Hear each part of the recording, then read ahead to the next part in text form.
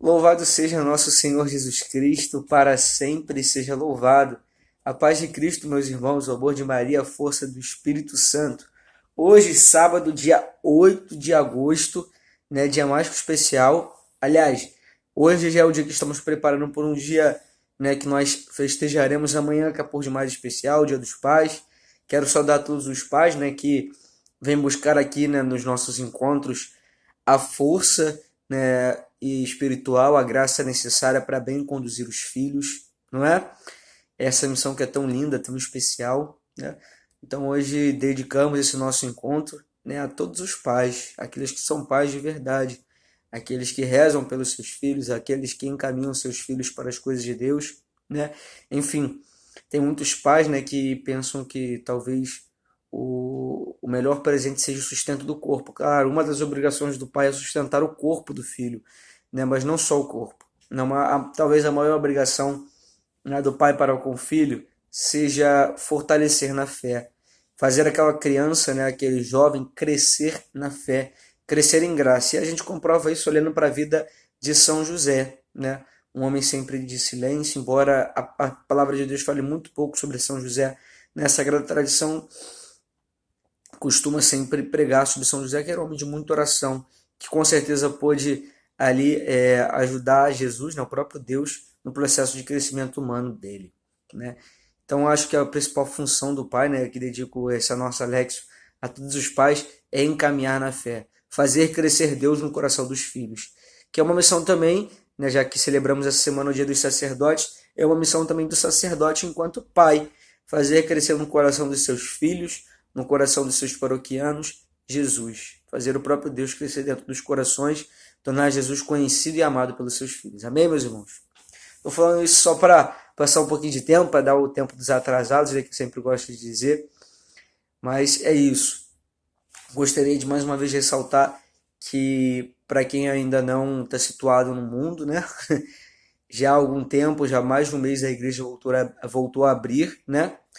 E, gente, está muito seguro. Eu gostaria de dizer isso porque eu vi pessoas, né, durante a semana, algumas semanas atrás, dizendo assim: eu não sei se é o momento de voltar, Thales, eu acho que a igreja está abrindo muito cedo, e isso e aquilo, né? Eu entendo que a situação é complicada, nós ficamos 4 meses rezando por isso. Não se esqueça que a gente aqui há 4 meses pedindo que Deus nos livre, né, dessa pandemia, e eu sei que a situação é grave, que não é uma situação fácil, é complexa. Gente, mas todos os protocolos que o Ministério da Saúde, né, que a Secretaria da Saúde, pediram, todos os protocolos da saúde, a igreja está atendendo com grau de perfeição, né? Gostaria de dizer isso porque você chega no mercado, não é a mesma atenção que a igreja está dando em nenhum outro estabelecimento, pelo menos eu, na minha experiência pessoal, vi. É, em qualquer outro ambiente, em qualquer outro estabelecimento, né, seguir todos os protocolos, né, exatamente todos os protocolos de saúde. E a igreja está seguindo tudo passo a passo. Você tem uma porta de entrada, uma porta de saída, o tapete para higienização dos pés, o álcool em gel, a medir a temperatura, tudo. Está sendo tudo muito bem feito, muito bem organizado. Eu estou dizendo isso por quê? Porque para a gente poder voltar tranquilamente, né? Você vai assistir a sua missa e volta para casa. Comunga do corpo do teu Deus, do sangue do teu Deus e volta para casa, né? Dá para voltar, é seguro voltar, né? Claro, seguindo todas as orientações, você vai, não vai ficar batendo papo, você vai para assistir a missa, se encontrar com Deus, vai voltar para casa e é seguro, né? Eu estou querendo dizer isso porque tem gente que ainda está um pouco insegura, né? Se esse é o teu caso, meu irmão, pode ir e conferir que a igreja tem tomado todos os protocolos de segurança, tá bom?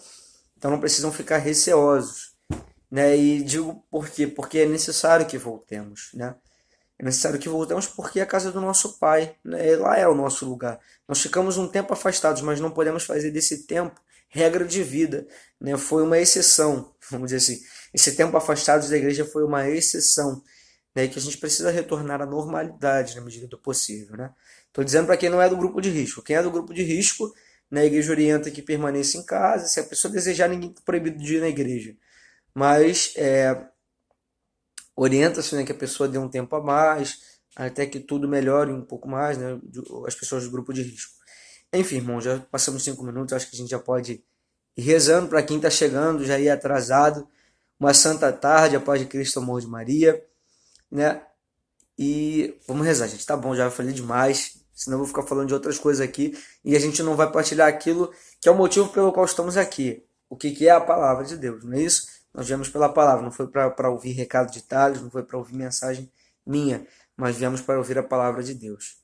É essa palavra que eu te convido, meu irmão, a saudar no fundo do teu coração e a clamar dentro de ti o Espírito Santo, aquele que vem nos ajudar a escutar essa palavra, que vem nos ajudar a fecundar o nosso coração para receber essa semente da palavra. Ele que vem abrindo os sulcos dentro da terra do nosso coração para que essa semente entre, para que ela simplesmente não fique no solo, né? Se nós pegarmos uma semente e jogarmos simplesmente ela no solo, pode ser que ela não dê fruto. E agora, quando as pessoas que trabalham com roça, que trabalham com plantação sabem, é necessário enterrar a semente, abrir sulcos na terra, buracos na terra, para que a semente entre e ali ela possa formar as suas raízes, possa germinar e formar as suas raízes, né?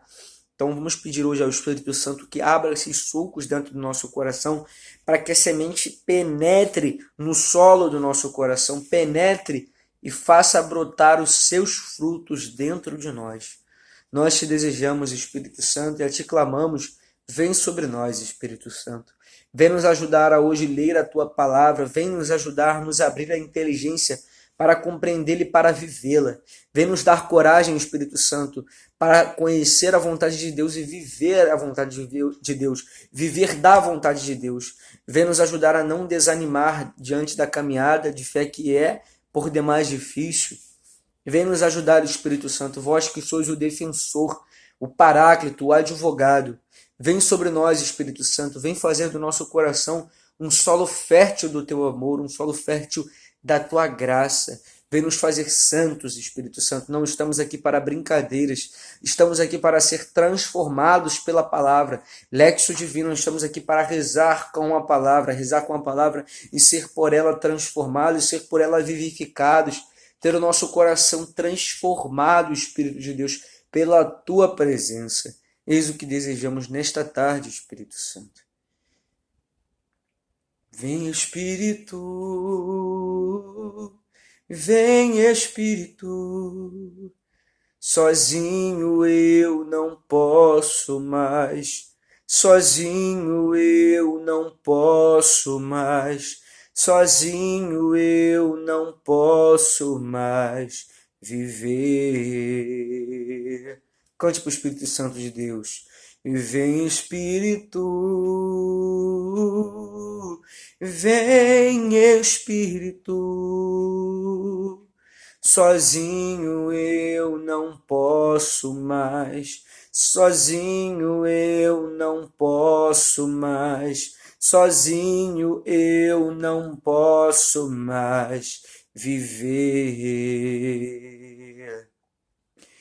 Eu quero amar, eu quero ser aquilo que Deus quer. Sozinho eu não posso mais, sozinho eu não posso mais, sozinho eu não posso mais viver. Vinde, Espírito Santo, e enchei os corações dos vossos fiéis, e acendei neles o fogo do vosso amor, enviai o vosso Espírito, e tudo será criado, e renovareis a face da terra. Ó Deus, que instruísse os corações dos vossos fiéis com a luz do Espírito Santo, faze que apreciemos retamente todas as coisas, segundo o mesmo Espírito, e gozemos sempre da sua consolação, por Cristo Senhor nosso. Amém. Em nome do Pai, do Filho e do Espírito Santo. Amém. Bom, meus irmãos, a palavra que eu trouxe para que nós partilhássemos hoje, para que nós nos alimentássemos dela, se encontra lá em 2 Coríntios, capítulo 12, a partir do versículo 7. 2 Coríntios 12, 7.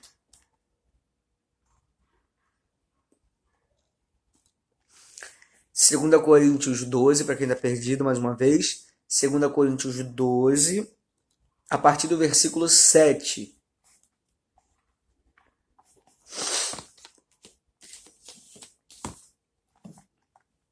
Maravilha, né?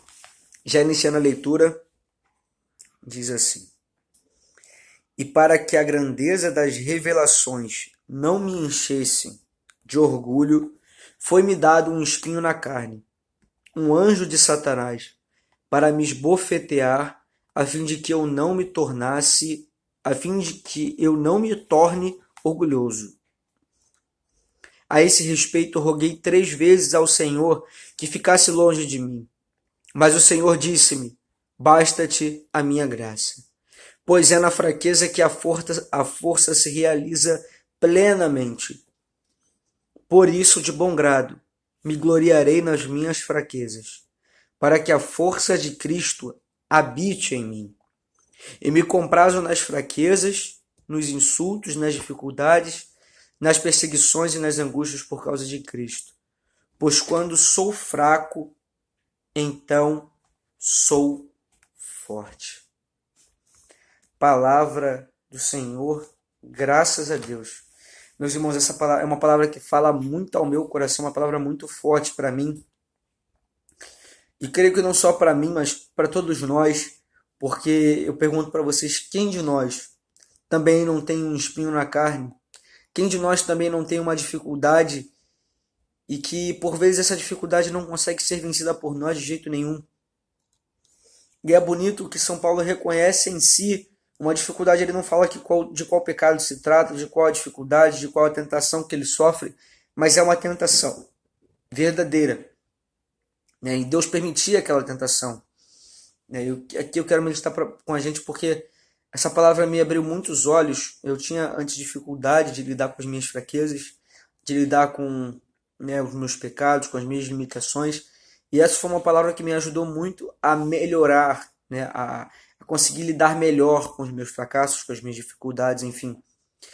E a entender aquilo que realmente é essencial na nossa caminhada de fé. A gente vai meditando junto e vamos entendendo o que eu estou querendo dizer. São Paulo diz que existe um espinho na carne. O que é esse espinho da carne? Né, a maioria dos teólogos, dos santos, né, consideram esse espinho na carne uma tentação que São Paulo sofria sempre. Uma tentação, não sei de que ordem, né? A gente pode se colocar na história e pensar na nossa tentação. Qual é a tentação que você sofre? Uns são muito orgulhosos, outros são muito luxuriosos, outros são muito gulosos, né? Outros são avarentos, gostam de ter... avarento seria quase que o pão duro, vamos dizer assim, né? Uns são fofoqueiros, tem gente que tem essa dificuldade, né? E por mais que não faça fofoca, sente esse impulso de por vezes fazê-lo, né, dentro do coração, e fica pedindo a Deus a graça de ser melhor. Uns são muito iracundos, ou seja, por motivos muito pequenos se iram e acabam perdendo o limite, a medida. Enfim, cada um tem a sua dificuldade, cada um tem o pecado que atormenta. Em cada um, o pecado original realizou uma desordem diferente, né? Todos nós temos o pecado original, ninguém aqui, à exceção da Virgem Maria, foi isento do pecado original, né? Todos nós fomos perdoados no batismo, mas o pecado original, que já nasce conosco, ele causa uma desordem na nossa natureza. E essa desordem se manifesta em várias áreas da vida. Então aqui não vou entrar no pecado X ou no pecado Y. Cada um sabe o pecado que lhe atormenta. O mais importante da palavra aqui, eu não quero exaltar o pecado, porque o pecado não é o centro dessa palavra, né? Mas é interessante olhar o que São Paulo vai dizendo a partir do pecado. Existe um pecado que me incomoda profundamente.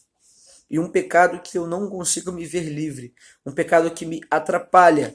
E São Paulo disse a esse respeito: eu roguei 3 vezes ao Senhor que afastasse de mim. Que afastasse de mim aquela tentação. Que afastasse de mim aquele pecado. Que afastasse de mim aquela dificuldade. E qual foi a resposta do Senhor? Basta-te a minha graça. E a gente precisa entender a profundidade dessa palavra, meus irmãos.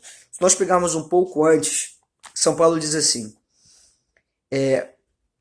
e para que a grandeza das revelações não me enchesse de orgulho, foi-me dado um espinho na carne, a fim de que eu não me torne orgulhoso. Eu preciso dizer para vocês que existe uma função pedagógica nas nossas limitações, nas nossas fraquezas.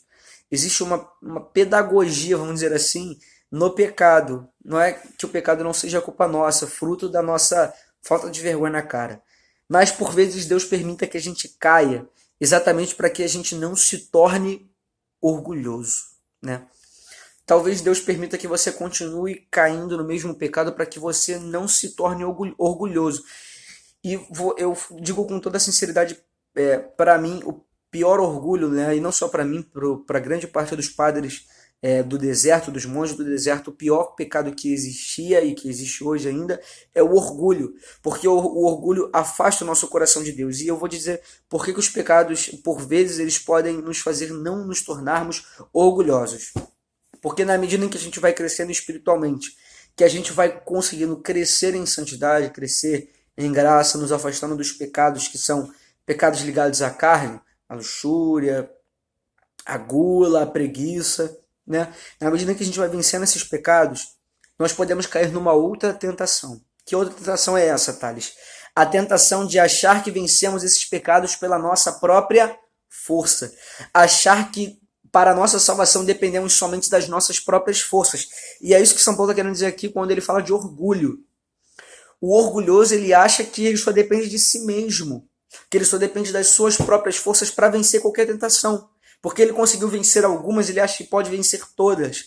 Mas aí eu digo, existe uma tentação que o orgulhoso não consegue se ver livre. A tentação da autossuficiência, que é uma enganação, que é uma mentira. Ninguém é autossuficiente porque todos dependemos de... Essa é muito fácil, gente. De Deus. Não é isso? Então, por vezes, os pecados, eles nos ajudam a compreender a nossa fraqueza. Nos ajudam a compreender a nossa insuficiência diante de uma proposta tão radical de fé quanto é o cristianismo. Uma proposta radical que, por vezes, a gente não consegue viver.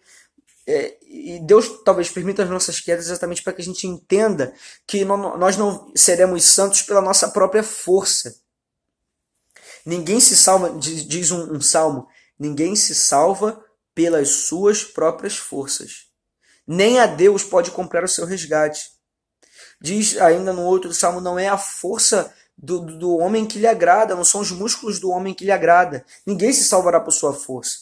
Nosso Senhor deixa isso bem claro em várias partes da Sagrada Escritura. Mas agradam ao Senhor o quê? Não agrada ao Senhor os músculos do homem, mais ou menos assim o salmo. Mas agradam ao Senhor os que o respeitam, os que confiam esperando em seu amor, para da morte libertar as suas vidas. Então, quem liberta do pecado, quem liberta da morte é Deus e não a nossa própria força. Então, por vezes, o pecado ele nos faz ver a nossa total insuficiência, a nossa total não, mas a nossa incapacidade diante do pecado. Nós somos incapazes, porque Satanás ele consegue nos enganar com facilidade. Satanás é muito mais velho do que nós. Existe... Desde a criação do mundo, era um anjo poderosíssimo, então ele consegue nos enganar com muita facilidade. Ele tem uma milícia, né? Todo um conjunto para te perder, exatamente que ele usa para perder a tua alma, né? E qual é o único medo de nós conseguirmos nos desvencilhar totalmente do pecado? Somente contando com a graça de Deus. Bendito é aquele que confia no Senhor. E é isso que parece que Jesus está querendo ensinar para Paulo.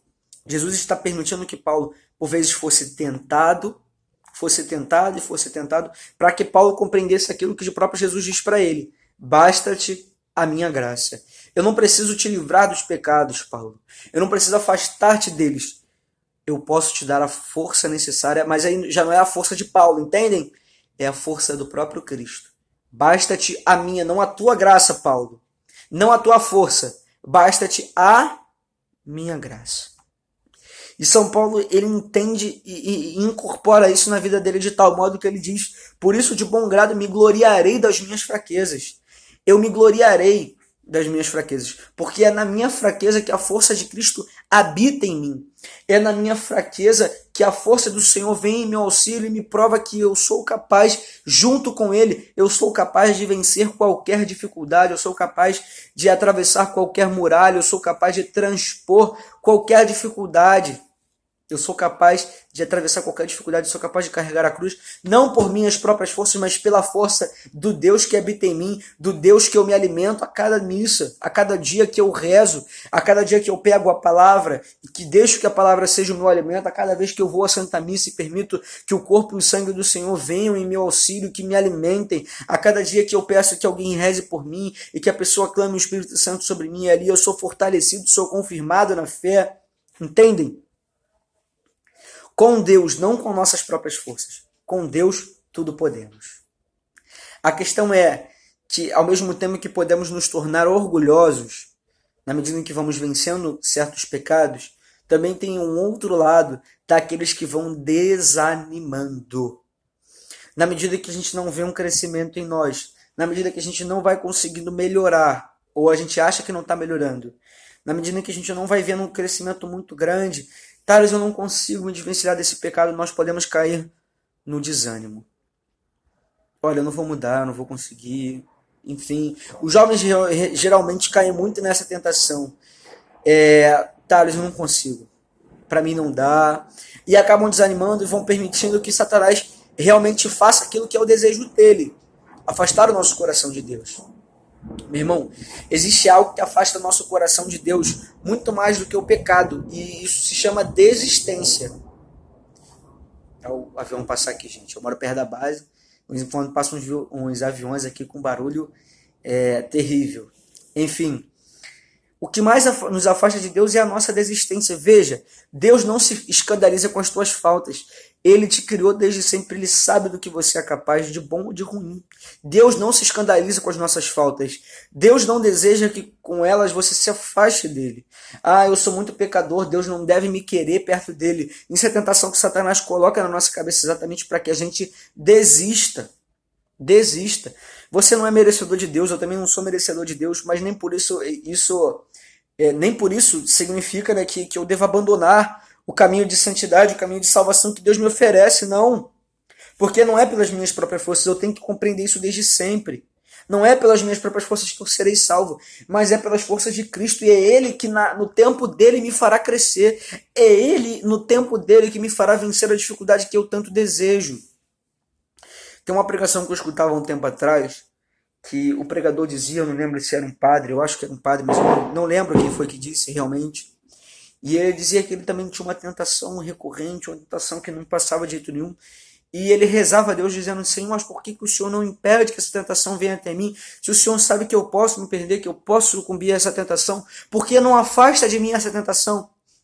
E num belo dia, né, depois de tanto ele rezar, perguntando por que Deus permite a tentação, Jesus fala para ele, eu gosto de te ver lutando. Eu gosto de te ver lutando. Seria muito fácil se Deus simplesmente retirasse, né, a tentação de nós e nós não tivéssemos que lutar. Seria muito fácil. Seria muito fácil. No entanto, Deus quer forjar o teu coração para ser um coração de ferro, para ser um coração de ouro, aliás, um coração que ame de verdade. E esse coração que ama de verdade, ele realmente só vai se tornar um coração santo se ele for provado, se ele for tentado. Se ele realmente for forjado por meio de provações, de sofrimento, de tentações. Porque a cada tentação sofrida, a cada tentação vencida, o teu coração renova o amor por Deus, dizendo, Senhor, em mais uma tentação tu venceste. Nós vencemos, sim. Em mais uma tentação. E você vai se tornando mais forte. Na medida em que você vai vencendo as tentações, você vai se tornando mais forte junto de Deus. E vai vendo o quanto Deus pode realizar em ti. Se não houvesse tentações, o teu coração talvez não passasse por esse processo de glorificação, né? Esse processo de crescimento de amor. A tentação é necessária para que o teu coração se forme um coração realmente que ame a Deus. Porque amor, gente, não é simplesmente palavra, não é um sentimento bonito, não é lágrimas correndo do rosto. O amor é uma decisão de amar nas dificuldades da vida, nas alegrias, mas nas dificuldades. Então, é necessário. É necessário. E é por isso que São Paulo se gloria. Porque é nessas tentações que o coração dele irá forjado São Paulo. De Saulo, São Paulo. Era naquelas tentações que ele se tornou o grande santo que ele é para nós hoje. Por isso a gente não tem que ter medo das tentações, a gente não deve... aliás, a gente não deve ficar pedindo que Deus nos livre delas. Elas têm a sua importância. devemos pedir antes que Deus seja a nossa graça. Senhor, basta-me a tua graça. Pois se o teu Espírito Santo estiver ao meu lado, Senhor, tudo irei poder. Tudo eu posso, Senhor, junto ao teu lado. Não é assim que São Paulo diz numa outra palavra? Tudo posso naquele que me fortalece? Mas é necessário que a gente confie, que nem se torne orgulhoso a ponto de não reconhecer que depende de Deus e nem desanimado, aquele que não acredita que Deus possa fazê-lo santo. Às vezes a gente cai numa tentação muito grande, que é a tentação que foi também ao coração de Lutero, desacreditar na santidade. Gente, a gente precisa voltar a acreditar na santidade, acreditar que nós podemos ser santos e que nós seremos santos se confiarmos a nossa vida nas mãos do Espírito Santo. Por que Lutero fez lá, né, a teologia da justificação? Porque ele deixou de acreditar na santidade, ele não via pessoas santas no mundo, ele também não era santo.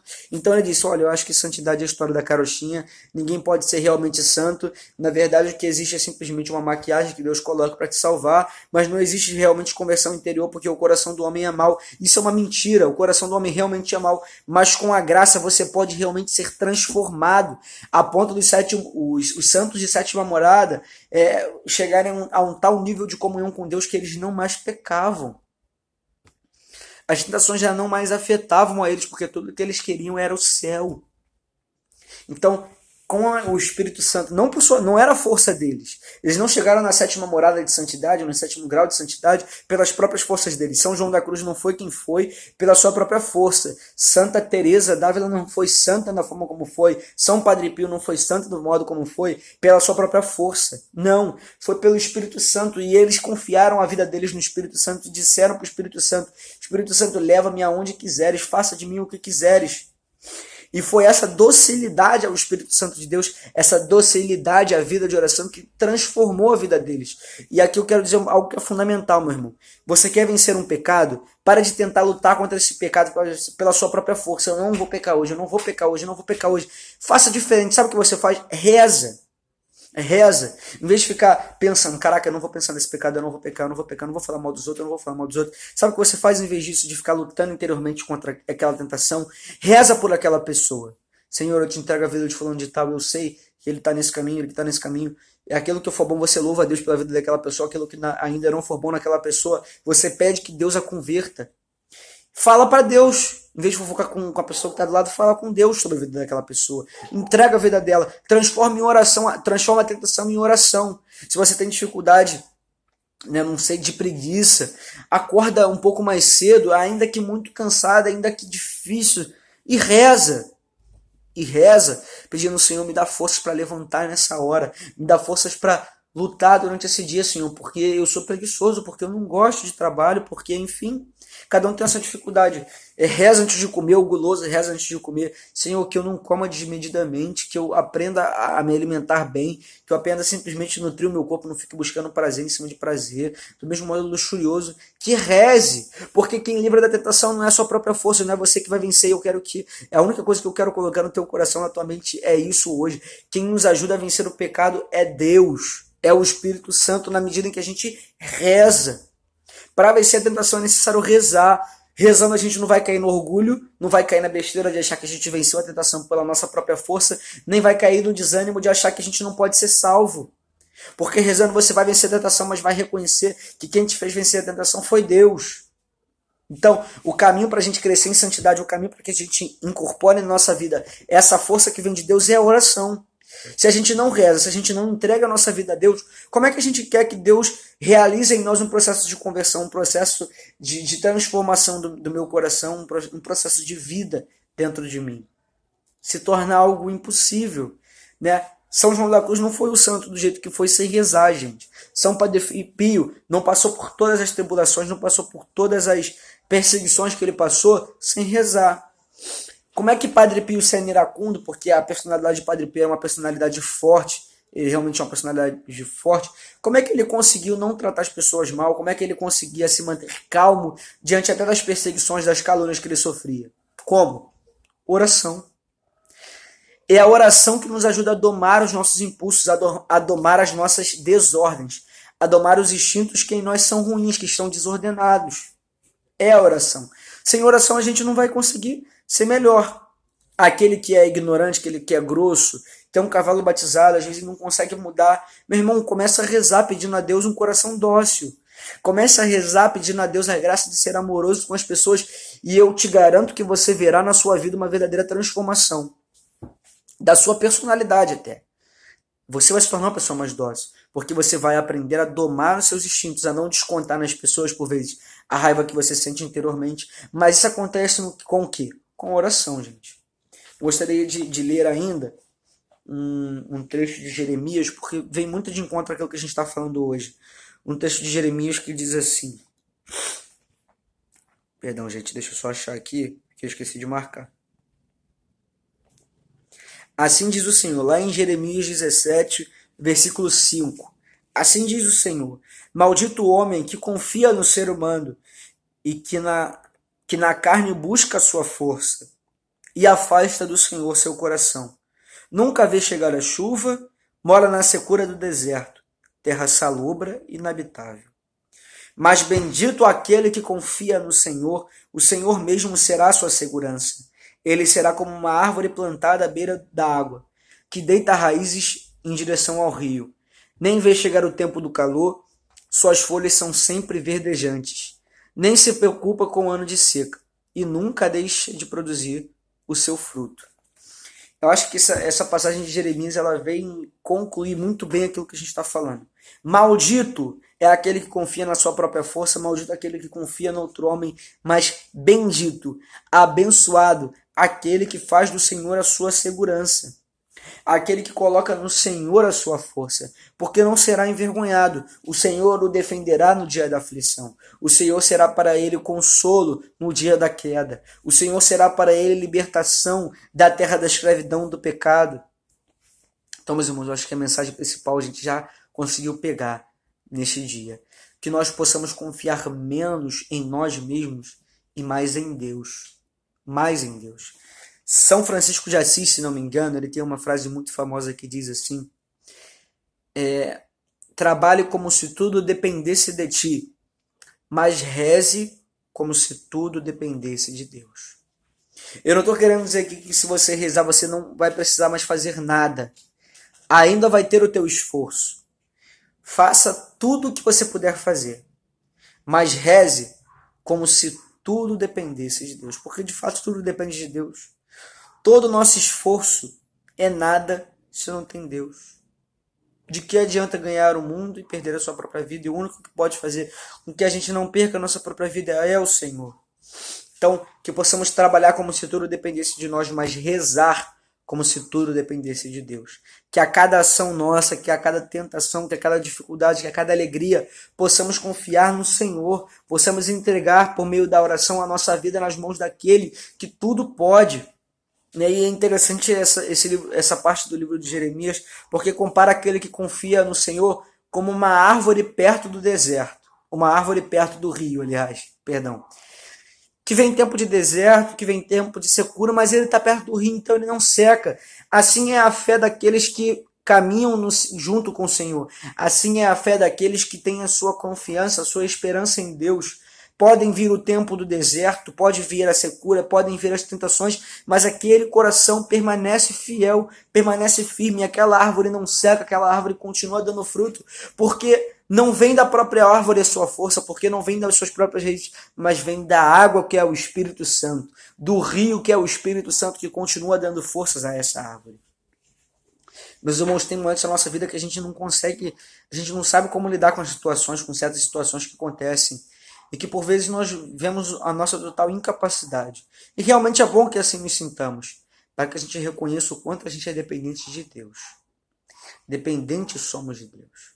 Mais do que o ar que respiramos, muito mais do que o ar que respiramos que nos mantém vivos, muito mais do que a água que nos nutre, do que o alimento que alimenta o nosso corpo, nós somos dependentes de Deus.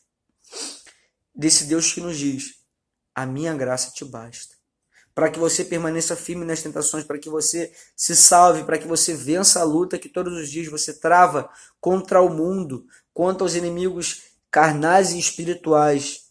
Basta-te a minha graça. E foi o próprio Senhor que clamou sobre nós e que soprou sobre nós o Espírito Santo. em Pentecostes, dizendo que ele permaneceria conosco todos os dias até o fim do mundo. Todos os dias.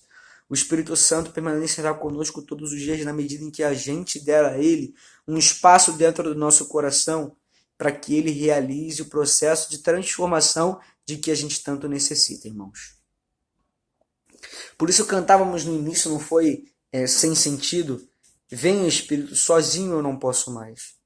Porque sozinho nós nos tornaremos, como diz a palavra de Jeremias, nos tornaremos árvore seca, malditos. Mas se confiarmos a nossa vida nas mãos do Senhor, clamando que Ele venha até nós, nos auxiliar, seremos benditos. Seremos árvores plantadas na beira do rio que não experimentam a morte, que não experimentam secura, mas que se enchem de vida e se renovam a cada dia, por meio do Espírito Santo que habita em nós. Por isso eu te convido a cantar mais uma vez, irmãos. Hoje não temos violão, está só na voz, mas não liga para a voz, não liga para a limitação, liga simplesmente para a oração e para o pedido que você tem para fazer para o Espírito Santo. Não é a música, é o pedido que nós fazemos por meio dela. Espírito, sozinho eu não posso.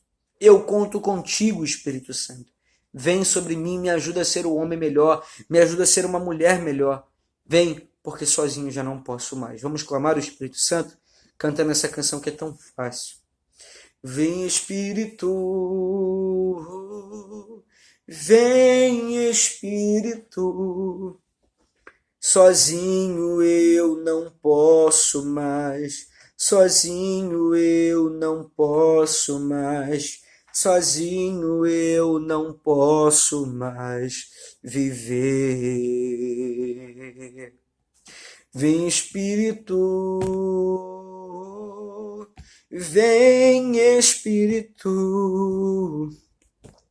sozinho eu não posso mais, sozinho eu não posso mais, sozinho eu não posso mais viver. Eu quero amar, eu quero amar, eu quero ser aquilo que Deus quer. Sozinho eu não posso mais, sozinho eu não posso mais, sozinho eu não posso mais viver. Eu quero amar, eu quero ser aquilo que Deus quer. Sozinho eu não posso mais, sozinho eu não posso mais, sozinho eu não posso mais viver. Nós te confiamos a nossa vida, Espírito Santo de Deus. Confiamos tudo aquilo que somos e te pedimos, Espírito Santo, vem sobre nós. Nós confiamos na palavra do Senhor que disse um dia a São Paulo, basta-te a minha graça, e te dizemos, Espírito Santo, basta-nos a tua graça. Basta-nos a graça que és tu, Espírito Santo de Deus, basta-nos a tua força. Basta-nos que venha até nós, Espírito Santo, e realize o teu plano de salvação, a tua obra de santificação em nós, Espírito Santo de Deus. Não queremos perder essa luta que travamos dia a dia contra os inimigos invisíveis, os inimigos da fé, contra os demônios, Espírito Santo. Não queremos perder essa luta. Queremos permanecer unidos a Deus, por meio da tua graça, Espírito Santo de Deus. Por isso nos mantém de pé, Espírito Santo, seja o nosso refúgio, seja a nossa força, seja a nossa salvação, Espírito de Deus. Não nos deixe sucumbir, não nos deixe desanimar, Espírito. Tudo o que desejamos é permanecer todos os dias da nossa vida na casa do nosso amado Deus. Nisso realiza, Espírito Santo, tua obra de salvação em nós. Eis o que te pedimos nessa tarde. Realiza a tua obra de salvação.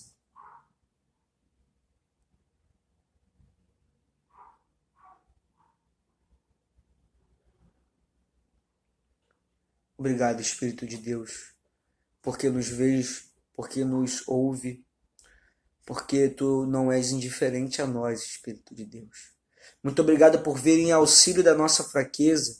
Muito obrigado porque ao clamarmos a tua presença, tu vieste sobre nós. E eu creio, Espírito Santo, que já vem ao encontro da nossa fraqueza, nos ajudando a ser melhores. Eu creio, Espírito Santo. Glória ao Pai, ao Filho e ao Espírito Santo, como era no princípio, agora e sempre. Amém. Bom, meus irmãos, foi esse nosso encontro, foi esse o nosso contato de intimidade com a Palavra de Deus. Possamos confiar mais no Espírito Santo e não nas nossas próprias forças. Possamos ser menos orgulhosos e mais confiantes.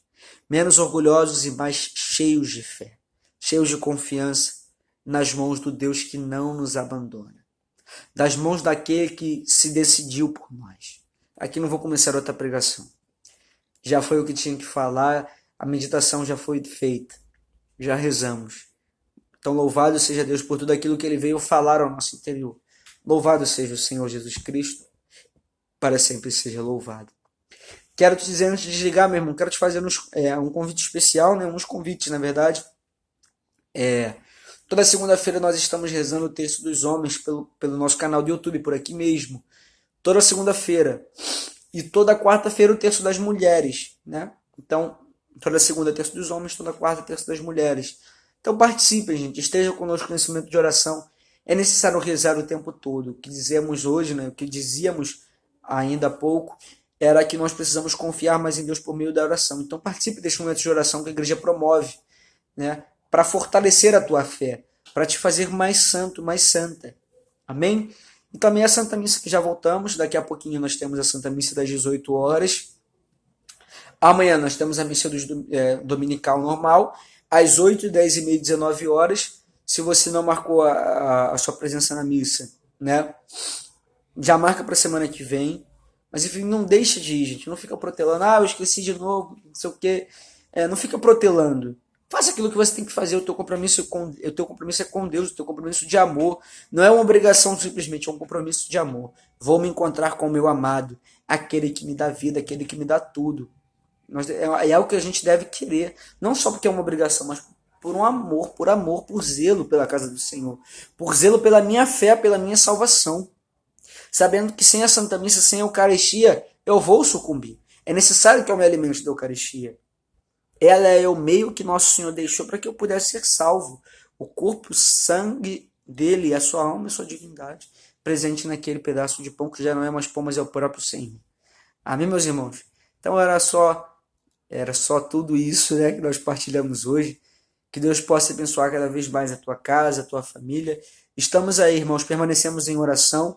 A pandemia ainda não passou, ainda não acabou. Nós ainda temos muito infectados, então ainda há muito o que rezar. Permaneça em oração do teu lar, eu vou permanecer em oração aqui da minha casa. Estamos juntos, irmãos, nessa guerra que não é simplesmente como contra uma doença, mas contra todos os males que vêm contra o ser humano, vêm degradar a nossa vida, não é isso? Permanecemos em oração, irmãos. Estivemos e permaneceremos unidos em nome do Pai, do Filho e do Espírito Santo.